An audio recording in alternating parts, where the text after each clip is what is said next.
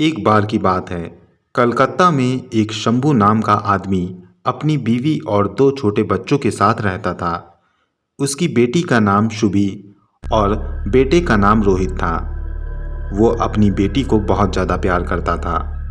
उसके दोनों बच्चे काफ़ी अच्छे और अक्लमंद थे। पढ़ाई में भी वो दोनों काफ़ी ज़्यादा होशियार थे। वो अपनी फैमिली के साथ खुशी खुशी रह रहा था, मगर बहुत जल्दी ही उसकी इन खुशियों में ग्रहण लग गया। एक दिन उसकी बेटी अचानक से बीमार पड़ गई। शंभू ने उसका इलाज करवाया। इलाज करवाने के बाद डॉक्टरों ने उसकी जांच पड़ताल की। वो ठीक नहीं हो रही थी। काफ़ी ज़्यादा जांचें की गईं तो पता चला कि उसे एक जानलेवा बीमारी है। डॉक्टरों ने शंभू को बताया कि उसकी बेटी को कैंसर है और अब वो कुछ ही दिनों की मेहमान है। ये बात सुनकर शंभू के पैरों तले ज़मीन खिसक गई। शंभू के पूरे परिवार में मातम सा छा गया। शंभू अपनी बेटी को बहुत ज़्यादा प्यार करता था। वो अपनी बेटी को खोना भी नहीं चाहता था। वो चाहता था कि किसी भी कीमत पर उसकी बेटी को कोई ना कोई बचा ले और उसकी जान के बदले में वो कुछ भी करने को तैयार था। उसने अपनी बेटी को हर दूसरे अस्पताल में दिखाया, मगर हर जगह उसे निराशा ही हाथ लगी। थक हार कर वो अपनी बेटी को वापस घर ले आया, मगर वो अपनी बेटी को मरता हुआ नहीं देखना चाहता था। उसने अपनी बेटी को बचाने की बहुत कोशिशें की, मगर उसकी सारी कोशिशें नाकाम रही और आखिरकार वो दिन भी आ गया जब शंभू की बेटी मौत की आगोश में सो गई। शंभू अपने दिल पे पत्थर रखकर अपनी बेटी को कब्रिस्तान में दफन करके चला आया। अपनी बेटी को खोने के बाद उसकी ज़िंदगी तो मानो जैसे उजड़ ही गई थी। उसे अब जीने का मन नहीं करता था। वो घंटों रोया करता था, ठीक से खाना भी नहीं खाता था। उसके परिवार में एक अजीब सा सन्नाटा छा गया था। इस वजह से शंभू की तबीयत दिन पर दिन बिगड़ती जा रही थी और शंभू को अब इस ज़िंदगी से कोई भी लगाव नहीं रह गया था। उसे ये भी नहीं होश था कि उसका एक बेटा भी है। एक दिन शंभू को उसकी बेटी की इतनी याद सताई कि उसने अपने घर से निकलकर आत्महत्या करने की ठानी और वो भागता हुआ एक नदी के किनारे चला गया और नदी में छलांग लगा दी। मगर इससे पहले कि वो नदी में डूबता, एक अनजान से हाथ ने उसके हाथों को पकड़कर बाहर खींच लिया। शंभू ने देखा कि उसके सामने एक साधु खड़ा था। वो एक अघोरी था। उसने शंभू से कहा, क्यों अपनी जान देने पर तुला हुआ है पागल? इस पर शंभू ने उससे कहा, मुझे जीने का मन नहीं करता क्योंकि मेरी बेटी मुझे छोड़कर चली गई है। उसकी बात सुनकर वो अघोरी जोर से हंसने लगा और कहने लगा कि जो मर जाता है वो कभी लौट कर नहीं आता और तेरे मरने से तो कतई कोई वापस नहीं आएगा। उसकी बात पर शंभू कहने लगा, मगर तुम तो ऐसा कर सकते हो। तुम एक अघोरी साधु हो और मैंने सुना है कि अघोरी साधु आत्माओं से बातें करते हैं। तुम मेरी बेटी की आत्मा को तो बुला सकते हो। उसकी बात पर अघोरी कहने लगा, आग में हाथ मत डाल बेटा, वरना तेरी बर्बादी हो जाएगी। तेरी ज़िंदगी जहन्नम से भी बदतर हो जाएगी और तू मौत की भीख मांगेगा, मगर फिर भी तुझे मौत नसीब नहीं होगी। इसलिए जा, जो भी बचा है उसमें ही जी ले। उस अघोरी की बात का शंभू पे कोई भी असर नहीं हो रहा था। वो बस अपनी बेटी को वापस पाना चाहता था। उसने अघोरी बाबा से कहा कि अगर वो उसकी बेटी को वहाँ नहीं बुलाएंगे तो वो अपनी जान दे देगा।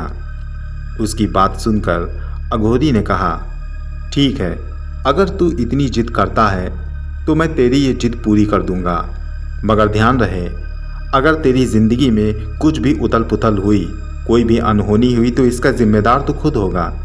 शंभू ने हाँ कर दी, कहने लगा कि कुछ भी अनहोनी हुई तो उस सब की जिम्मेदारी मैं लेता हूँ। मैं किसी पर कोई उंगली नहीं उठाऊँगा। उसकी बात सुनकर अघोरी ने कहा, ठीक है, अगर तूने अपनी बेटी को कहीं दफनाया है तो मुझे उसका शरीर लाके दे दे। फिर जा कर के अपने घर बैठ जा और किसी से भी इस बात का जिक्र मत करना। तुम्हारी बेटी वापस जल्दी ही तुम्हारे घर आ जाएगी शंभू खुशी से उछल पड़ा और वहाँ से सीधा अपने घर चला गया। उसने इस बात का जिक्र किसी से नहीं किया। दूसरे दिन वो रात होने का इंतजार करने लगा और रात में वो चुपचाप अपनी बेटी के कब्रिस्तान पे गया। उसने अपनी बेटी की कब्र खोदी और उसकी लाश को निकालकर वो वहाँ से उस अघोरी के पास ले गया जहाँ पर अघोरी ने उसे बुलाया था। उसने अपनी बेटी की लाश अघोरी को सौंप दी। अघोरी उसकी लाश को लेकर अपनी कुटिया में चला गया और शंभू से कहने लगा कि अब यहाँ से चले जाओ और चुपचाप अपने घर में अपनी बेटी के आने का इंतज़ार करो। वो 2 से 3 दिन के अंदर तुम्हारे घर आ जाएगी। और हाँ, इस बात का जिक्र तुम किसी से नहीं करोगे। हाँ, अपनी बीवी से इस बात का जिक्र तुम ज़रूर कर सकते हो, मगर ध्यान रहे किसी और को ये बातें पता ना चलें। अघोरी की बात सुनकर शंभू खुशी से अपने घर आ गया और दूसरे दिन अपनी बीवी को उसने सारी बातों के बारे में बताया। उसकी बीवी उसकी बात सुनकर उससे काफ़ी ज़्यादा नाराज़ हुई। यहाँ तक कि वो ये भी कहने लगी कि वो पुलिस में रिपोर्ट करके उस अघोरी को पकड़वा देगी। मगर शंभू के डांटने पर और उसे धमकी देने पर कि अगर उसने ऐसा कुछ किया तो शंभू खुद की जान दे देगा, ये कहकर उसने अपनी बीवी को रोक दिया। उसकी बीवी को लग रहा था कि ये सब कुछ सही नहीं है, मगर फिर भी उसे ये सोचकर भी थोड़ा राहत मिल रही थी कि उसकी बेटी वापस आएगी। अब वो लोग 3 दिन गुजरने का इंतज़ार करने लगे। 3 दिन के बाद जब तीसरी रात को शंभू अपने परिवार के साथ बैठकर रात का खाना खा रहा था, तभी उसके दरवाजे की बेल बजी। शंभू अपनी प्लेट को किनारे करके सीधे दरवाजे पर चला गया। उसने दरवाज़ा खोला। सामने उसकी बेटी खड़ी थी। अपनी बेटी को देखकर उसने उसे गले से लगा लिया और उसको अंदर लेकर आ गया। अपनी बेटी को वापस से जिंदा देखकर उसकी माँ हक्की बक्की रह गई। उसे समझ नहीं आ रहा था कि वो खुश हो या फिर खौफजदा, क्योंकि ऐसा होना असंभव ही था। मगर अपनी बेटी को जिंदा देखकर उसके अंदर की ममता जग गई और उसने भी दौड़कर अपनी बेटी को गले से लगा लिया। मगर शंभू का जो छोटा बेटा था वो अपनी बहन को जिंदा देखकर खौफजदा था। वो डर के मारे खाने की टेबल के पास ही बैठा रहा। शंभू की बेटी पत्थर की बुत की तरह उसी कमरे में इधर से उधर देख रही थी और बिना बोले वो सीधा अपने कमरे में चली गई। शंभू और उसकी बीवी दोनों बहुत खुश थे, मगर शंभू का बेटा बहुत ज़्यादा खौफजदा था। वो दोनों लोग अपनी बेटी को वापस पाकर काफ़ी खुश थे, मगर अब उन्हें इस बात का ख्याल रखना था कि इस बारे में किसी और को पता न चले। इसलिए उन्होंने ये फैसला किया कि वो अपनी बेटी को बाहर नहीं निकलने देंगे। वो उसे एक कमरे में ही रखते थे और उनकी बेटी भी अब चुपचाप अपने कमरे में ही बैठी रहती थी। वो ज़्यादा इधर उधर नहीं निकलती थी। शंभू खाना भी उसको उसी के कमरे में खिलाता था। वो ज़्यादातर तन्हाई में रहना पसंद करती थी। शंभू या उसकी बीवी जब भी उसके पास होते तो वो कुछ अजीब सा हरकत करती। वो उनसे दूर दूर रहती। शंभू भी ज़्यादा उससे सवाल नहीं करता था, क्योंकि अघोरी ने ऐसा करने से मना किया था। उन दोनों को जब भी अपनी बेटी से बातें करने की इच्छा करती तो वो थोड़ी देर के लिए उसके कमरे में चले जाया करते थे, मगर कुछ ही देर में उन्हें वहाँ से वापस भी आना पड़ता था। ये सब चीज़ें शंभू की बीवी को कुछ ठीक नहीं लग रही थीं। शंभू भी इस बात से काफ़ी परेशान था कि वो अपनी बेटी के साथ पूरा वक्त नहीं बिता पाता है, मगर इस बात की उसे राहत थी कि उसकी बेटी उसके साथ है। मगर शंभू ये नहीं जानता था कि अब उसकी ज़िंदगी में एक तूफान सा आने वाला है। एक रात को जब सभी लोग अपने अपने कमरे में सो रहे थे, तब शंभू की बीवी ने कुछ आहट सुनी।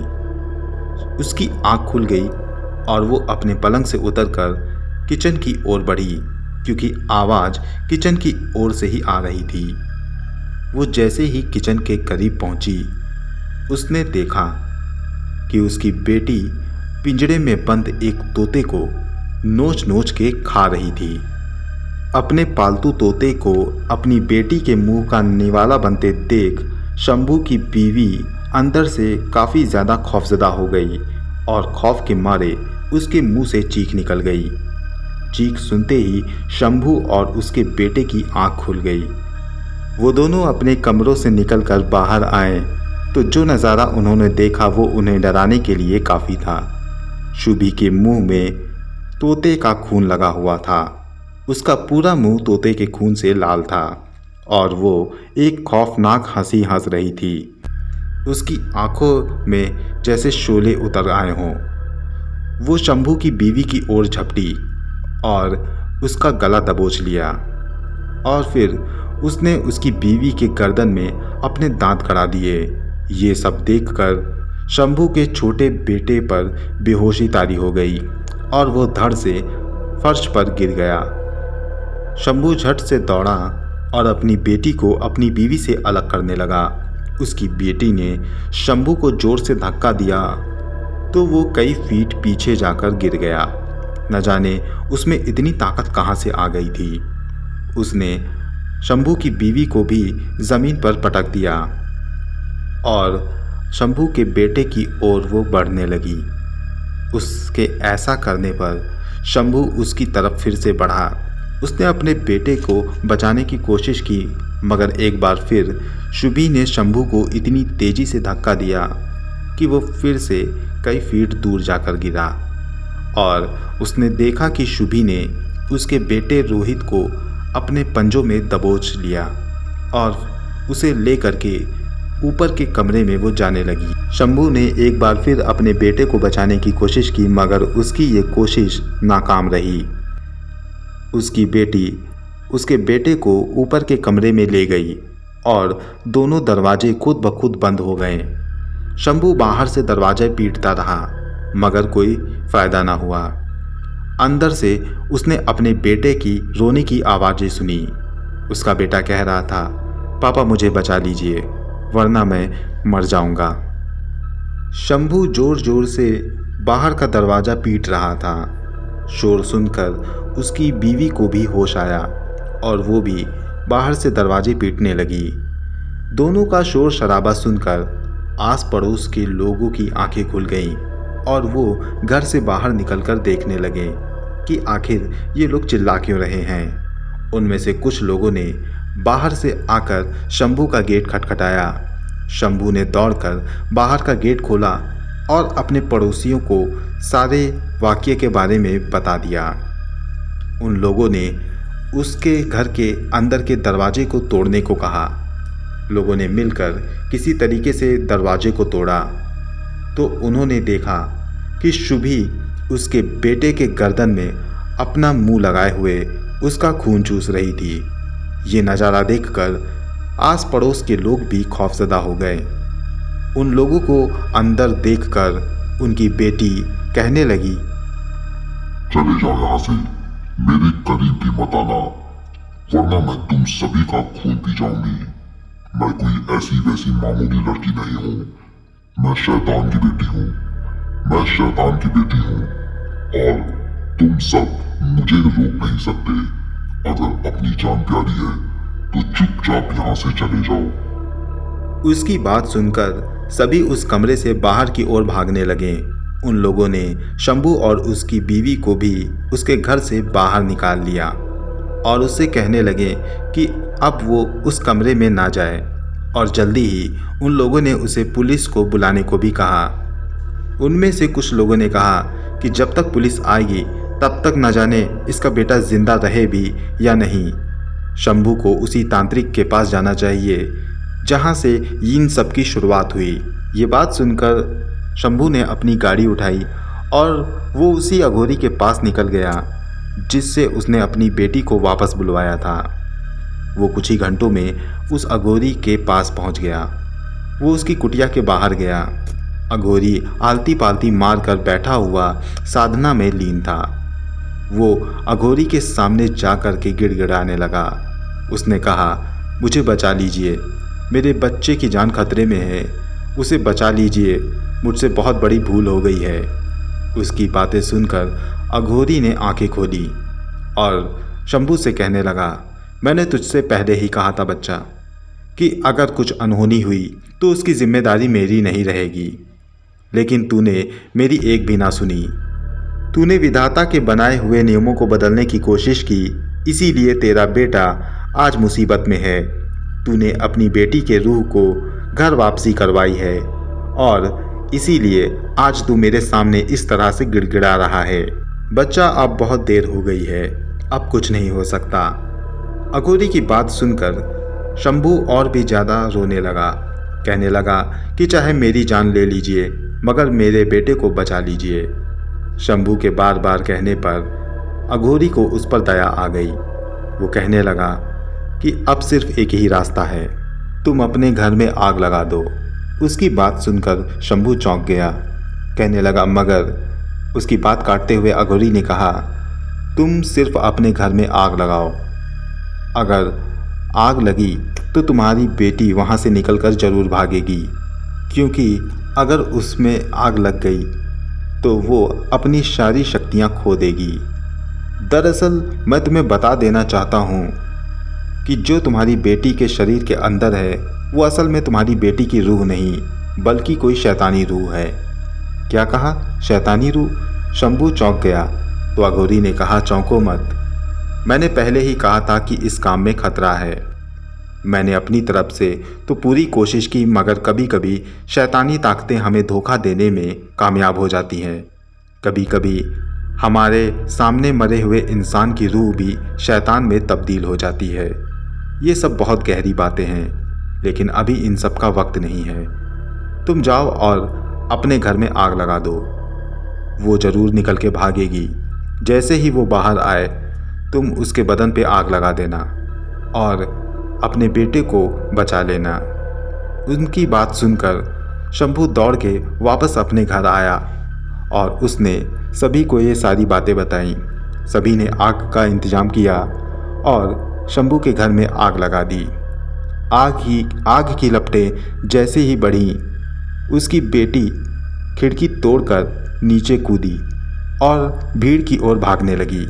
उसे अपनी ओर आता देख सभी ने तेल के डिब्बे और मशालें अपने हाथ में ले ली और जैसे ही वो उनके करीब पहुंची, उन लोगों ने उस पे मशाले फेंकी और तेल छिड़क दिया, जिससे उसके बदन ने आग पकड़ ली और एक खौफनाक चीख के साथ उसकी बेटी का बदन राख में तब्दील हो गया।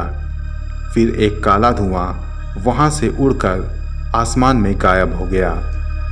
कुछ लोगों ने शंभू के घर में घुसने की हिम्मत की, जहाँ पे शंभू का बेटा जख्मी पड़ा हुआ था।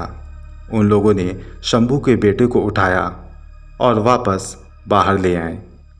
आज शंभू का बेटा सुरक्षित है, मगर बदकिस्मती से खौफ के मारे वो आज भी कोमा में है। इस बात की खबर जब पुलिस को लगी तो पुलिस ने उस अघोरी की तलाश की, मगर वो अघोरी उसे वहाँ नहीं मिला। बड़े दिन तक ये केस चलता रहा और फिर इसकी फाइल क्लोज कर दी गई। शंभू की जिंदगी तो बिल्कुल बदल चुकी थी। उसकी हंसती खेलती जिंदगी अब एक गमगीन जिंदगी बन चुकी थी। शंभू अपने बेटे के होश में आने का हर रोज इंतजार करता था। ये बात सच है कि अगर कोई प्रकृति के नियम को तोड़ने की कोशिश करता है तो उसके परिणाम अच्छे नहीं होते। कई बार ऐसा देखा गया है कि जब लोगों ने प्रकृति के नियम को तोड़ना चाहा तो वो लोग किसी बड़ी मुसीबत में फंसे हैं। ये रूहानी दुनिया, ये काला जादू, ये तंत्र मंत्र, इन सब की गहराई इतनी है कि इसमें इंसान आसानी से नहीं पहुंच सकता और इंसानों को इससे दूर ही रहना चाहिए। आखिर क्या था जो शंभू की बेटी के अंदर था? क्या वाकई में उसकी बेटी के अंदर कोई शैतान था या उसकी बेटी ही शैतान बन गई थी? कोई कहता है कि आत्मा शरीर छोड़ने के बाद वापस नहीं आती, तो कोई कहता है कि उसे कब्जे में किया जा सकता है, मगर न जाने सच क्या है। इसे तो आज तक साबित नहीं किया जा सका, मगर कई घटनाएं ऐसी भी हैं जिनको झुठलाया भी नहीं गया। आपकी इस बारे में क्या राय है? क्या काला जादू, जिन, भूत प्रेत, शैतान, चुड़ैल ये सब वजूद में हैं, या फिर ये सिर्फ इंसानों का वहम है? आप अपनी राय हमें कमेंट बॉक्स में लिखकर ज़रूर बताएं। मिलता हूँ अगली बार ऐसी ही किसी रोचक और खौफनाक कहानी के साथ। तब तक के लिए गुड बाय।